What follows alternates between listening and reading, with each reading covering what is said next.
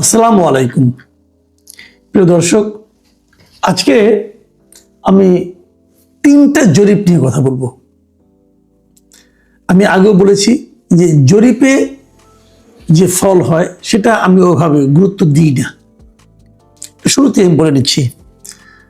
এবং আমি এটাও বলেছি এই জরিপটা নির্ভর করে কোন প্ল্যাটফর্মে জরিপটা করা হচ্ছে তার উপর। এবং আমি এটাও মনে করি আমাদের দেশে যে জরিপগুলো হয়, যে বিভিন্ন মানুষের বাড়ি বাড়ি যে ফিজিক্যালি লোকের সঙ্গে আলাপ করে, এগুলো গ্রহণযোগ্যতা খুবই কম। এগুলোর চেয়ে অনলাইন জরিপের গুরুত্ব আমার কাছে বেশি মনে হয়। কারণ যখন আপনার কাছে এসে কেউ জিজ্ঞাসা করবে আপনি কাকে ভোট দিবেন, আপনি কিন্তু বলতে চাইবেন না, কারণ আপনার একটা পরিচয় আছে, লোকে আপনার পরিচয় জানে। আপনি ভাববেন আমার পরিচয় দিয়ে কথা বললে আমি হয়তো পরবর্তীতে ঝামেলায় পড়তে পারি, এ কারণে আপনি বলবেন না, কেউ বলে না, বলতে চায় না। কাজেই যখন জনে জনে যে কেউ জরিপ করে, আমি এই জরিপগুলো খুব একটা গুরুত্ব দিই না। যদিও আমাদের ট্র্যাডিশনাল পত্রিকাগুলো সেগুলো নিয়ে বেশ হইচই ফেলে দেয়। টেলিফোনে যে জরিপগুলো করা হয় সেগুলিও গুরুত্বহীন, কারণ সেখানে আবার ওই লোকটা টেলিফোন নাম্বারটা থেকে যায়, এটাও ঝামেলা আছে। সবচেয়ে ভালো অনলাইন জরিপ, সেই জরিপগুলো আমি করি মাঝে মাঝে, আমার এখানে করি, এবং আরও অনেকে এই অনলাইন জরিপ করে, পত্রিকাগুলিও করে, অনেক ইউটিউবাররা করেন, আমিও করি। ধরেন একটা জরিপ, যিনি নাকি মনে করেন বিএনপির লোক, বিএনপির সঙ্গে সে যদি জরিপ করে, সেখানে বিএনপির ভোট বেশি আসবে। যদি আপনার জামাতের যারা করে তাদের ওখানে জামাতের ভোট বেশি আসবে। যদি আওয়ামী লীগের কেউ করে তার ওখানে আওয়ামী লীগের ভোট বেশি আসবে। তো আমার এখানে জরিপগুলো যে খুব একটা অ্যাকুরেট হয় সেটা কিন্তু আমি মনে করি না। কেন মনে করি না সেটাও বলি। আমার এখানে ইদানিং আমার কেন যেন মনে হয়, অনেকে বলেও বটে যে আওয়ামী লীগের লোকজন একটু ভিড় আমার এখানে বেশি করে, কিন্তু এটা কিন্তু তার মানে কিন্তু এই নয় যে আমি নিজে আওয়ামী লীগ করি। আমি আবারও বলছি, যারা আমার এখানে ভিড় করেন যে আওয়ামী লীগের বন্ধুরা, তাদেরকেও বলি ভাই আমি কিন্তু আওয়ামী লীগ করি না। এবং আমার ধারণা ওনারাও এটা জানেন যে আমি আওয়ামী লীগ করি না, আমি কোনো দলই করি না। এটা হলো রিয়েলিটি। আমি সব দলেরই সমালোচনা করি, সব দলেরই প্রশংসা করি। ভালো পেলে প্রশংসা, মন্দ পেলে সমালোচনা। এটা কোন দল, কে নেতা, আমি ওদিকে তাকাই না। যাই হোক, এত বড় ভূমিকার দরকার নেই। আমি মূল পয়েন্টে আসে। আমার মনে হয় এই জরিপটা আপনাদেরকে একটু আগ্রহী করে তুলবে, যে জিনিসটা আমি বলতে চাচ্ছি। আমি একটা বিষয় নিয়ে তিনটা জরিপ করেছি পরপর 3 দিন, গত পরশু, গতকাল এবং আজকে, পরপর 3 দিন, কিন্তু মাথায় রাখবেন। এবং মূল বিষয়টা হলো যে আপনি কাকে ভোট দিবেন, যদি এখন নির্বাচন হয় আপনি কাকে ভোট দিবেন, এগুলো প্রশ্ন। কিন্তু একটু পার্থক্য আছে। পার্থক্যটা হলো, প্রথম যে জরিপটা করেছি সেখানে আমি বলেছি যে আপনি কাকে ভোট দিবেন, বিএনপিকে, জামাতকে, ইসলামী আন্দোলনকে নাকি জাতীয় পার্টিকে। আমি অপশন হিসেবে অন্য কিছু রাখিনি, কেবল 4টা পার্টির নাম রেখেছি। এখানে একটু বলে নেই যে ইউটিউবে জরিপ করতে গেলে একটা সীমাবদ্ধতা আছে, আপনি 4টার বেশি অপশন রাখতে পারবেন না। সেই হিসেবে আমি 4টে রেখেছি। আমি কি পেয়েছি সেটাকে বলি। এখানে বলেছে সবচেয়ে বেশি ভোট পাবে কে, জাতীয় পার্টি 40%। আর তারপর দ্বিতীয় স্থানে জামাত 32%, তৃতীয় স্থানে বিএনপি এবং তার জোট, এটা 26%, আর ইসলামী আন্দোলন পাবে কেবলমাত্র 2% ভোট। মাথায় রাখবেন। তো এটা দেখে আপনাদের অবাক হচ্ছেন না আপনারা? 40% কেন? তো জাতীয় পার্টি, এটা কি বিশ্বাসযোগ্য? না, এটা বিশ্বাসযোগ্য না। এটা কেন হলো? তখন এই জরিপটাতে আমি 2 দিন আগে দিয়েছি, এখানে মাত্র 20,000 ভোট পড়েছে গত 2 দিনে, 48 ঘন্টায় সময়ের মধ্যে। এবং এখানে কমেন্ট এসেছে 1300। এই 1300 কমেন্ট যদি আপনি পড়েন তাহলে আপনি বুঝতে পারবেন ঘটনাটা কি। এখানে সবাই বলেছে যে আরো অন্ততপক্ষে একটা অপশন থাকা উচিত ছিল। সেই অপশনটা কি? যে আমি ভোটই দিতে যাব না। এই অপশনটা আপনারা রাখেননি কেন? কারণ ওই অপশনটা রাখলে তার মানে হলো যারা ভোটই দিতে যাবে না তারা জাতীয় পার্টিকে ভোট দিয়েছে এখানে, এই জন্য জাতীয় পার্টিটা বেড়ে গেছে। যা হোক, আমি সেই জিনিসটা কনফার্ম হওয়ার জন্য ঠিক তার পরের দিন আরেকটা জরিপ করলাম। সেই জরিপে এবার আর আমি ইসলামী আন্দোলনকে রাখিনি, আমি বিএনপিকে রেখেছি, জাতীয় জামাত ইসলামকে রেখেছি, আর জাতীয় পার্টিকে রেখেছি। ইসলামী আন্দোলনের পরিবর্তে জাতীয় পার্টিকে রেখেছি, এবং তার নিচে আমি বলে দিয়েছি যে ভোটই দিতে যাব না। এটা কত হবে? এখন দেখলাম পুরো জিনিসটাই চেঞ্জ হয়ে গেলো একদিনের ব্যবধানে, কিন্তু পুরো জিনিসটাই চেঞ্জ হয়ে গেল। এখানে চেঞ্জ হয়ে, এখানে ভোট পড়লো কত জানেন? এখানে ভোট পড়েছে 50,000 ভোট। তার মানে ওইটার চেয়ে 24 ঘন্টা পরে যে জরিপটা দিলাম, এখানে ভোট পড়ার সংখ্যা বেড়ে গেল। কেন বেড়ে গেল? কারণ আগের দিন ওই ভোটই দিতে যাব না এই অপশনটা না থাকার কারণে অনেকে ভোটই দেয়নি, আমার এখানেও ভোট দেয় নাই, এটা হয়েছে। তো পরের দিন বললো 50,000 ভোট পড়লো 24 ঘন্টায়, কিন্তু গত 24 ঘন্টায়। এবং সেখানে দেখেন রেজাল্টটা কি এসেছে, এখানে বিএনপি এবং তার জোটকে দিয়েছে 17%, মানে এটা কিন্তু কমে গেল।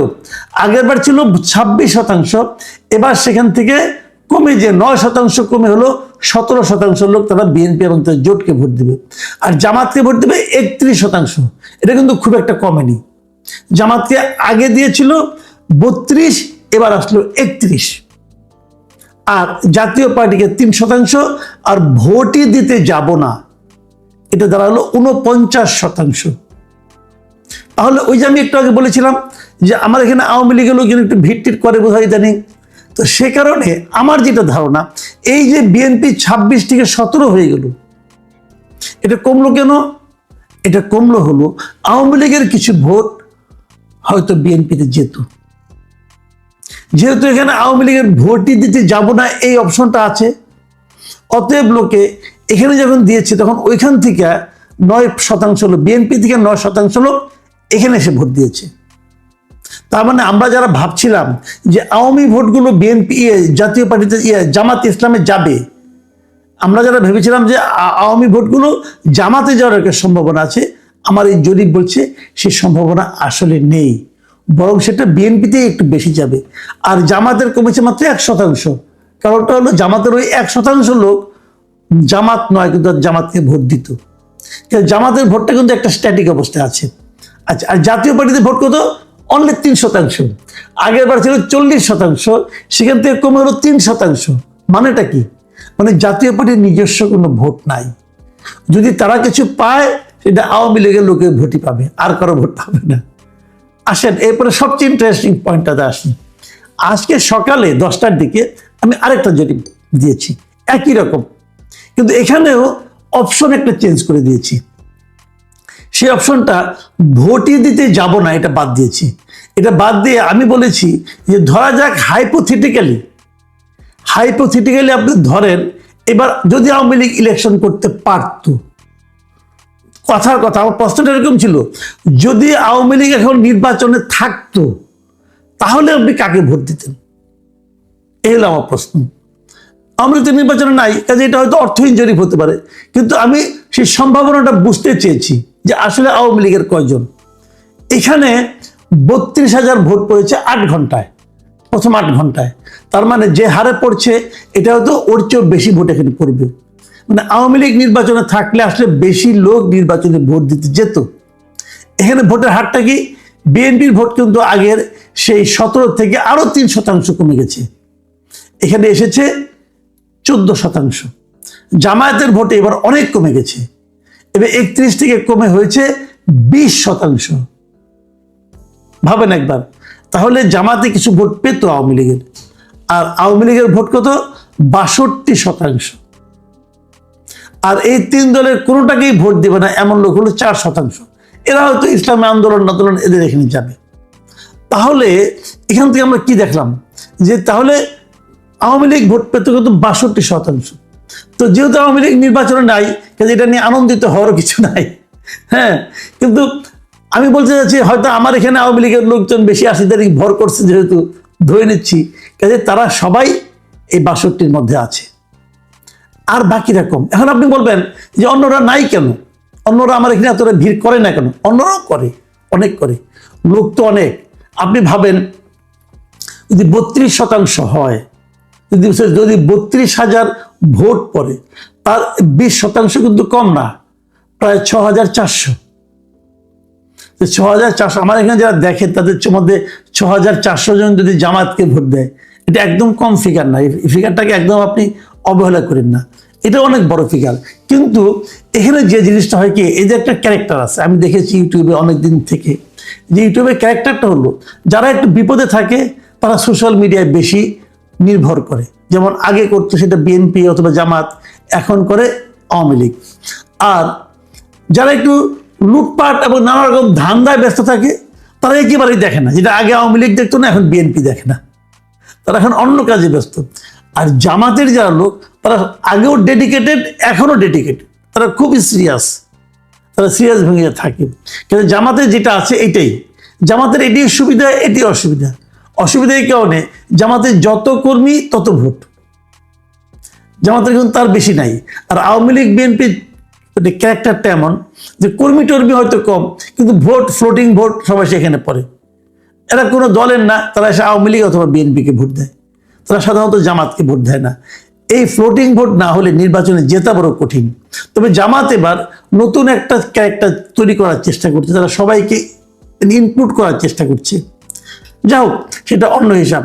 এখন আমি আপনাদেরকে রিকোয়েস্ট করবো, আপনারা কমেন্টগুলো পড়বেন, কমেন্টগুলো পড়লেই বুঝতে পারবেন যে আসলে মানুষ কি ভাবছে, মানুষ কোন দিকে যাচ্ছে। একটা জিনিস কি দেখেন আপনি, যে আমার এখানে যদি 62, একমাত্র আমার এখানে, আরো তো অনেক আছে ভাই, যদি 60%, 62% হয়, যে 32,000-এর মধ্যে যদি 60% ধরতে, তাহলে 19,000 লোক কিন্তু তারা আওয়ামী লীগকে ভোট দিত। তো এই লোকগুলিকে আপনি কিন্তু ইগনোর করতেছেন। আপনারা এমন একটা নির্বাচন করতেছেন যে নির্বাচনে এই লোকগুলোর কোনো ভোট নাই, এই লোকগুলো ভোট দিতে আগ্রহ অনুভব করছে না। এটা কেমন গণতন্ত্র? এটা কি গণতন্ত্র হলো? গণতন্ত্রের কোনো সংজ্ঞায় কি এটাকে জাস্টিফাই করা যাবে? যাবে না। ডক্টর ইউনূস তারপরে বলে যাচ্ছেন উনি ইতিহাসের শ্রেষ্ঠ নির্বাচন দিবেন। হ্যাঁ, উনি এমন একটা নির্বাচন দিবেন যে নির্বাচনে মিনিমাম 30-35% লোক তার ভোট দেওয়ার জন্য আগ্রহ অনুভব করবে না। যে নির্বাচনে 30-35% ভোটার ভোট দিতে আগ্রহ অনুভব করে না, সেটা ইতিহাসের শ্রেষ্ঠ নির্বাচন। ডক্টর ইউনূস বলতে পারেন, উনি জ্ঞানী লোক, আমরা মূর্খ লোক, আমরা বলতে পারবো না। প্রিয় দর্শক, এখন এ পর্যন্তই।